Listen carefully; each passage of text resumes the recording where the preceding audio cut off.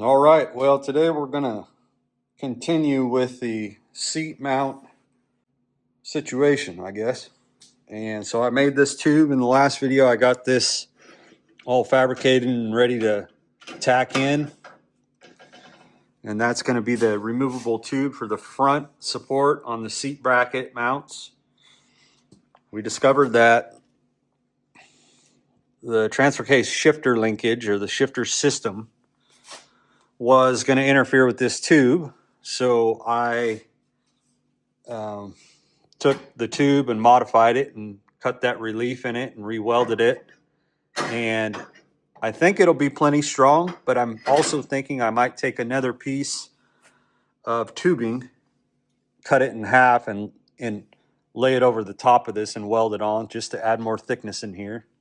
I'll just bridge it all the way over to here. So that'll be another piece of insurance reinforcement.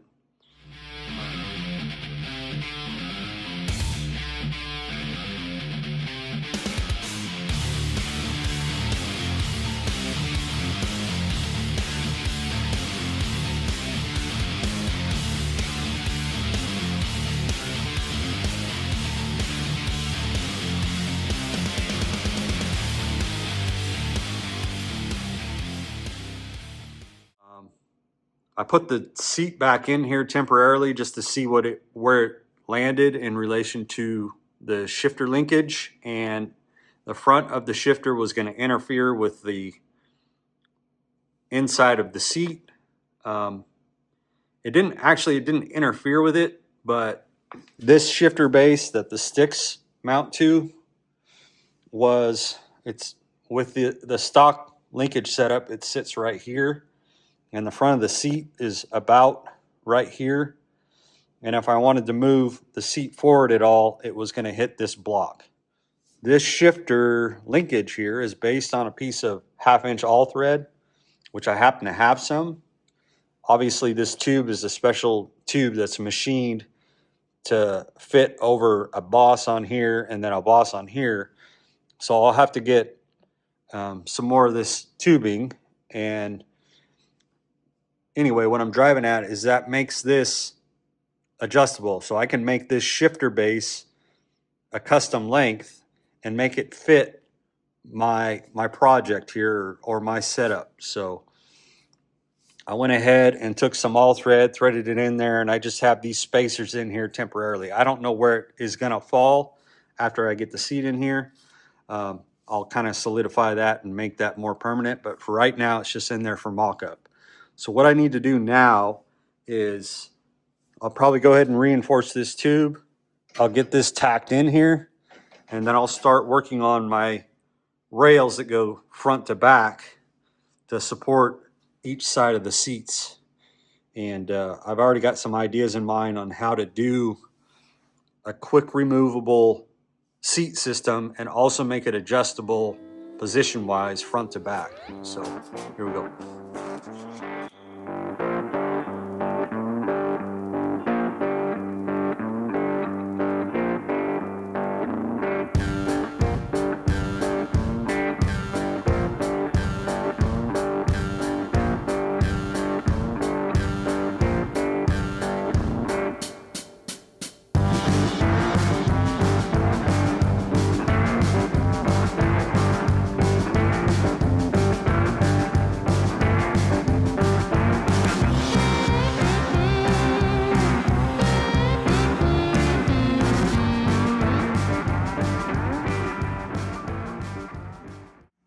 All right, so here are my new updated seat brackets. I'm trying to think of a quick release and quick position change type seat. The front will slide into like a double shear rail and hook, and then the back will be pinned in. These are the outside brackets, outside passenger and outside driver.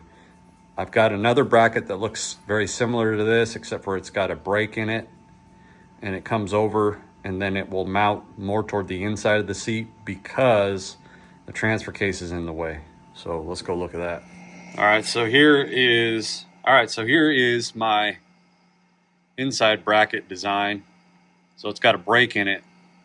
It's going to mount to the seat on the outside here, brake underneath, and then mount to the floor more toward the middle of the seat.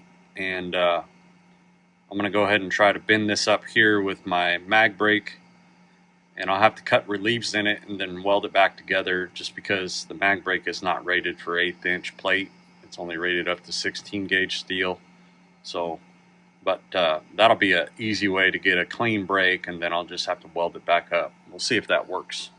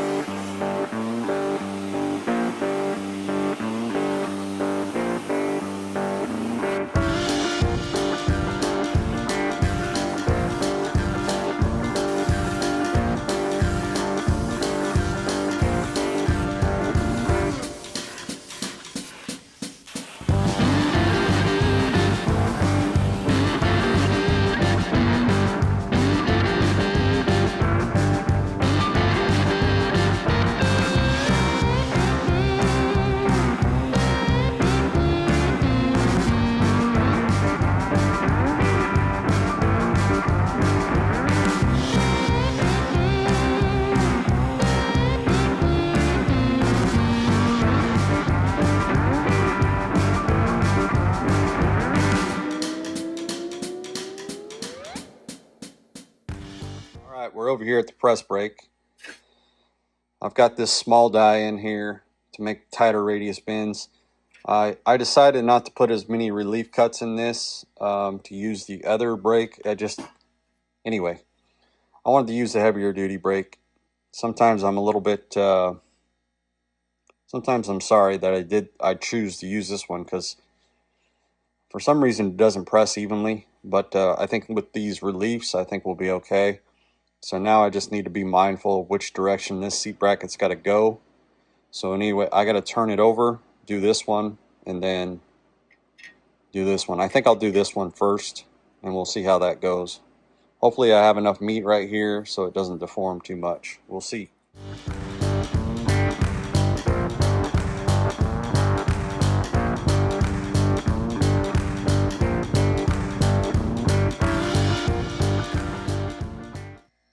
Well, that went okay, but of course I got my bend order wrong. I should have done the middle bend first, because now, since this is bent downward, I've got to try to run this in here. I could take this die off, but if I do that, then I'm not going to get as tight of a radius. So I'll see if I can maybe cheat it and put it in there without deforming this too much. If not, I'll have to just use a hammer to persuade it a little bit. On second thought, that is not going to work. So I need to take this off and use the die that the press brake came with. It'll be all right.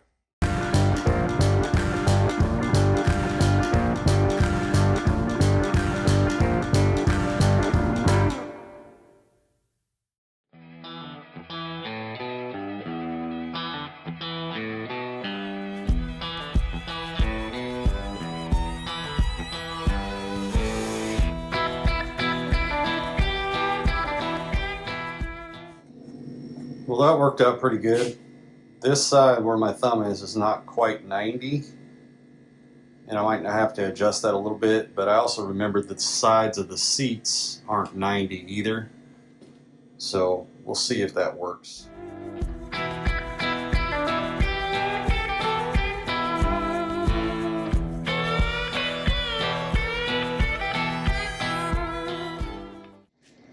Okay, so they are on there, and you can see how far inboard this one is, because if I went down, straight down right here, I'd be right on top of the transfer case. So I kind of made this inboard, and I've got some gussets I can weld in here to kind of support this. But I don't know, we'll see if it's stout enough. I think it'll be all right. I could put a gusset underneath here too because of this. Well, no, I can't. If I want to flatten out the seat, I can't do that. But we'll see. All right, so I got these rails cut, and these rails are gonna go sort of like that. And I've got to make a little adjustment on this. That's why I just tacked it in. But if you can picture, these rails are going to be mounted side by side like that. There will be pins that are permanently it'll either be a bolt or a pin, maybe a 3/8 pin that I turned down on the lathe without a solid stock, that would be permanently fixed in here. And these rails are going to act like a track. And this is the seat bracket. So if you can picture, the seat bracket is bolted to the seat. You're gonna tilt the seat forward, and you're gonna catch one of those pins and then set the seat down. Then on the back side, I'm gonna have a rod that goes through these holes that holds the seat in place. So hopefully you get the idea of where I'm kind of going with that. So now what I need to do is I've got the brackets, the seat brackets mounted to that seat, but it's going to be very difficult for me to do anything further with the seat on the bracket. So I'm going to have to temporarily, or maybe even permanently, weld something across those brackets so that I know what the spacing is on the brackets, as if it were mounted to the seat, so that I can move forward with where the railings are going to go, and basically the spacing. So okay, here we are looking at the bottom of the seat. I got my seat brackets here and here. I'm going to go ahead and just spot these spreader bars on right here. I'm thinking probably the best position would be right here in the very front, and then right here in the back. And I think that'll be good. I'll go ahead and do that real quick. I'm just going to spot them on. I got my jacket up over the top of the seat here, so hopefully no spatter gets up in there and burns the seat. See if I can do this with one hand. So here's your seat bracket. So imagine the seat being right here, and then you see on the front of the bracket I have this little hook, and then I have a hole for a pin that'll go all the way through to the other side. And then here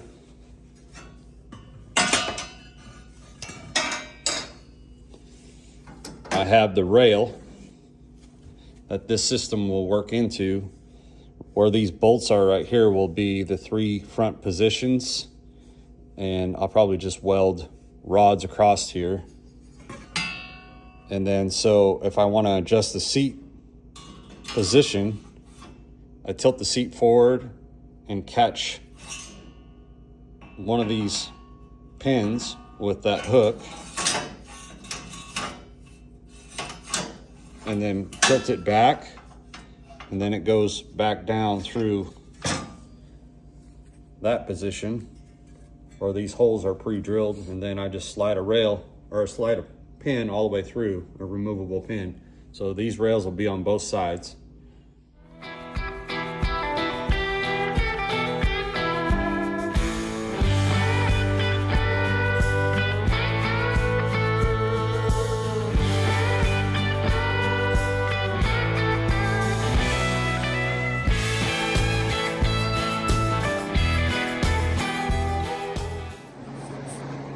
All right, so here we are under the buggy.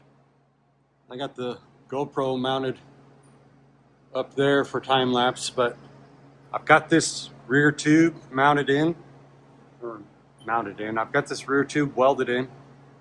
And sorry, I got the fan on the welders on, and I've got the fan on the cooler on. Everything's on. Hopefully you can hear me, but this is what I need to do, is I need to, now that I got this tube fully welded in, I need to cut it and then add my 2-bolt removable flanges to it.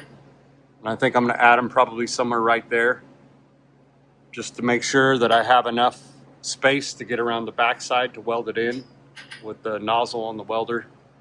And I think that's what it'll do, where it'll be. And yeah, so I just need to make sure I have these measured out equally where I cut it. And I'm just going to go ahead and cut it with the Sawzall. So here we go.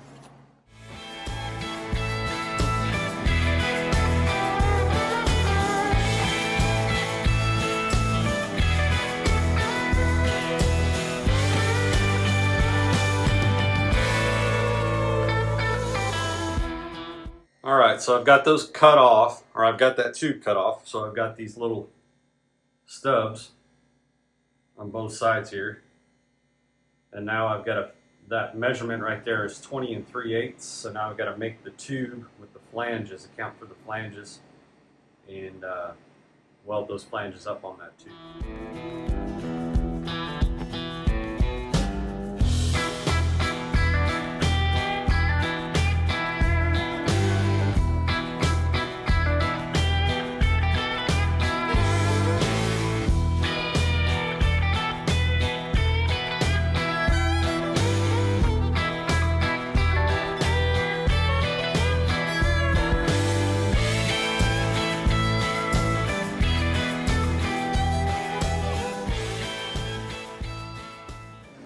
All right, so I got those flanges welded up, top and bottom. I've already test fitted in the buggy, and I will let this cool. Then I'll bolt these other flanges back up and weld this side to the stubs on the buggy.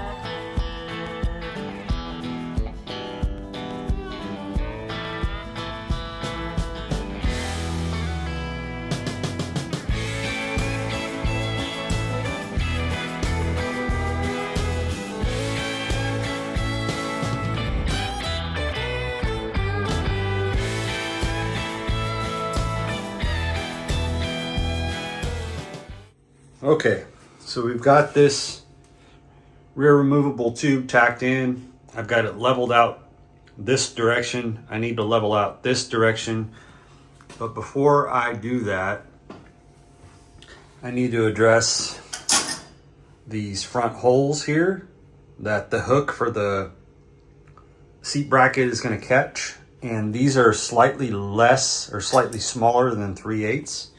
And I've got some 3/8 rod that I'm going to turn down just slightly right here, and I'm going to weld those short pieces of rod through there so that they're in there permanently for the front hook on the bracket to catch.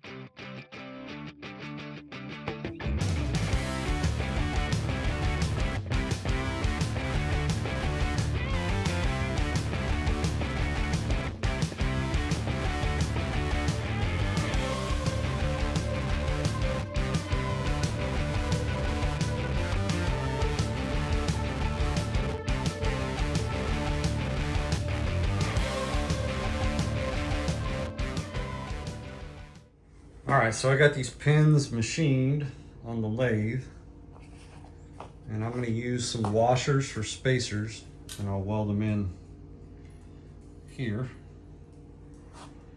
and we'll go from there.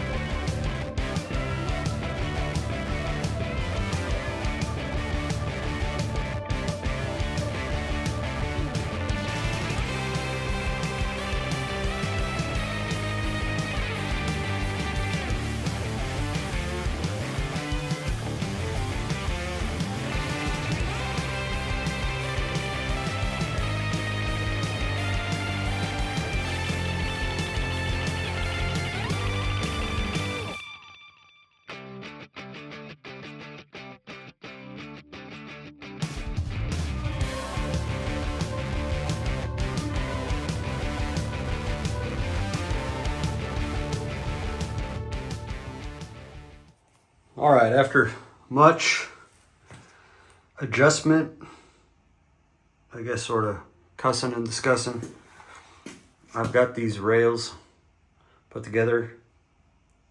In hindsight, I could have probably just used bolts as pins instead of welding the pins in, but if I used the bolts, I would be just using like a nylock nut to hold the bolt in, and I wouldn't be able to tighten the bolt down because it would pinch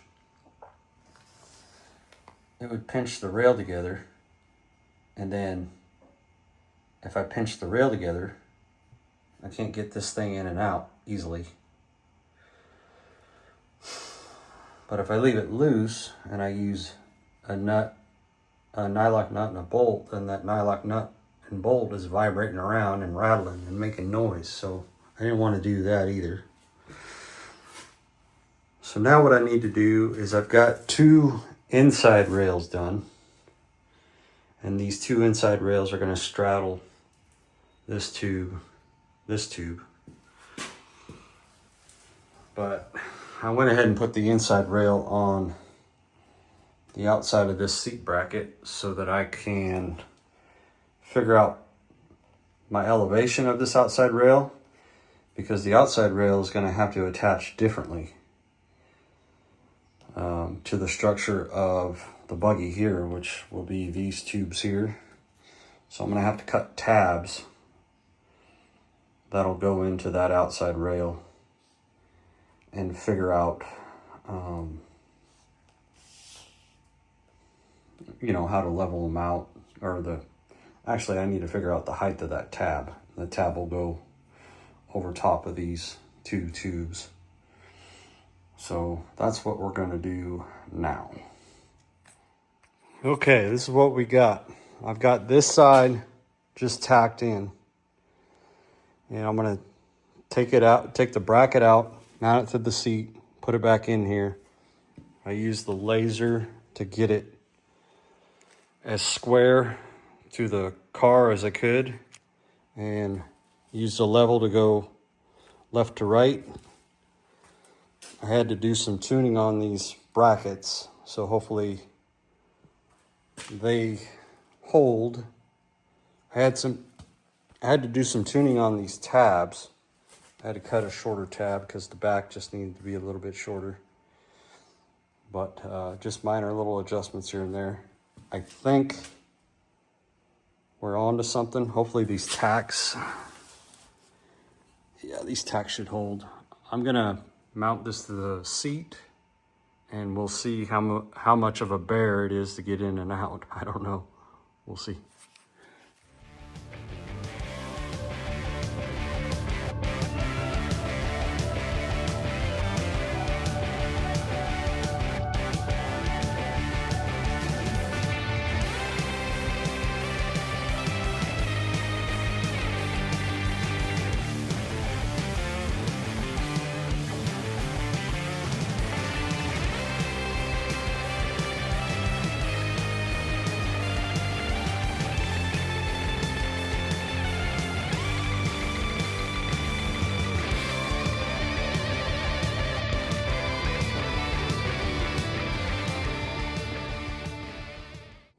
All right, well, the seat is in. It took a little manipulation to get it in.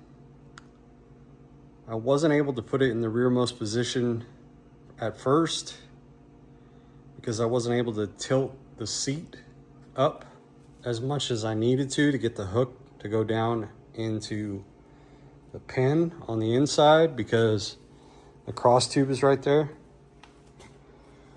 So I had to trim that. However, there's another issue, and that issue is I have the seat in the rearmost position, but it's a good 4 inches away from the back of the rear rail. So it's too far forward. So it's not quite a win, that's for sure.